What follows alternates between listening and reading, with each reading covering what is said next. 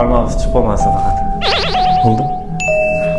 Assalomu alaykum, hurmatli bizlarni kuzatib turgan bemorlarimiz. Mana bugun Qashqadaryodan hamda Surxondaryo viloyatlaridan kelgan bemorlarimiz haqida ozgina ma'lumot, kelgan holati, hozirda mana bu kishiga 11-kun, bu kishiga 8-kun bugun, 9-kun bemorlarimizning ahvoli, sizlarga mana shu yerdagi lechena haqida to'liqroq ma'lumot va o'zlaridan ketadigan dardlarini sizlarga tushuntirib aytib beradi. Mana endi Qashqadaryo viloyatidan kelgan Gulchehra opamizdan o'zidagi bo'lib o'tayotgan ma'lumotlar bilan tanishamiz.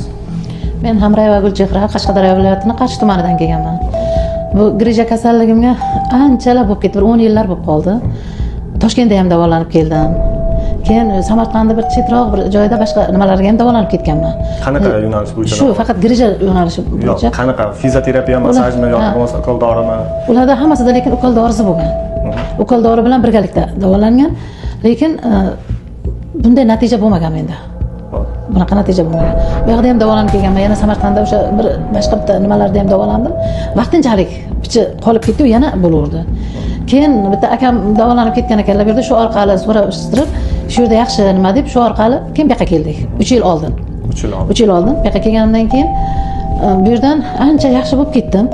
Shuni bilan endi hech bo'lmasa 1 yilda bir marta kelib davolanib nima qilib turinglar deyishdi, lekin og'riq qolgandan keyin esdan chiqib qunt qilmadim, kelmadim. Balkim endi o'sha 1 yilda bir kelib turganimda hozir umuman ketib bo'lgan bo'laydiman. Keyin 3 yillar maza qilib yurdim. Noyabr oylarigacha paxta ham terdim men. Paxta tersam hech qanaqa ziyoni yo'qmi deyishdi, yo'q, faqat og'riq ko'tarmasangiz bo'ldi deyishdi doktorlar. Paxta terib men yaxshi yurdim. Undan bu yildan yana og'riq boshlandi.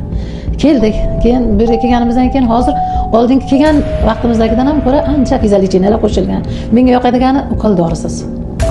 Ukol dorisiz. Fizolitina lekin juda kuchli. Oldingidan ko'ra ancha qo'shimchalari bor fizolitinalarning. O'zgarish katta oldingidan ham.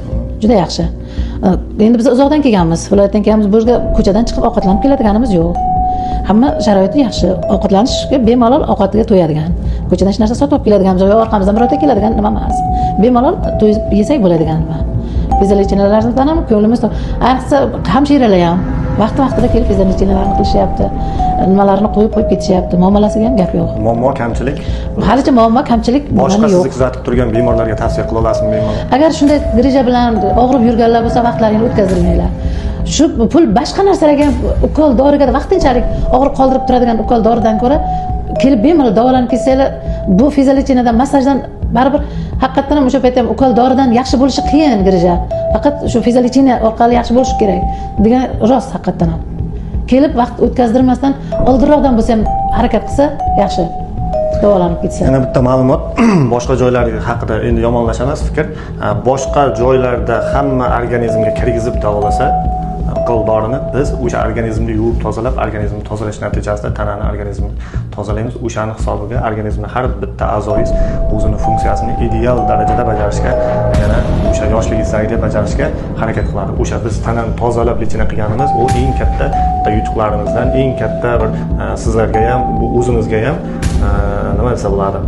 Eng yaxshi taraflama ukol dorisi yo'q, tabiiy, tabobat usulida hech qanaqa tashqarida mana uzoqdan kelyapti, pitaniya borasida umuman muammo bo'lmaydi bu yo'nalish bo'yicha. Chunki hamma mana bu yerga 3,5 million pul to'lagandan keyin tashqaridan borib kuniga 50 ming so'mdan yesa ham 12 kunga qancha 600 ming bo'ladi? 600 ming pul.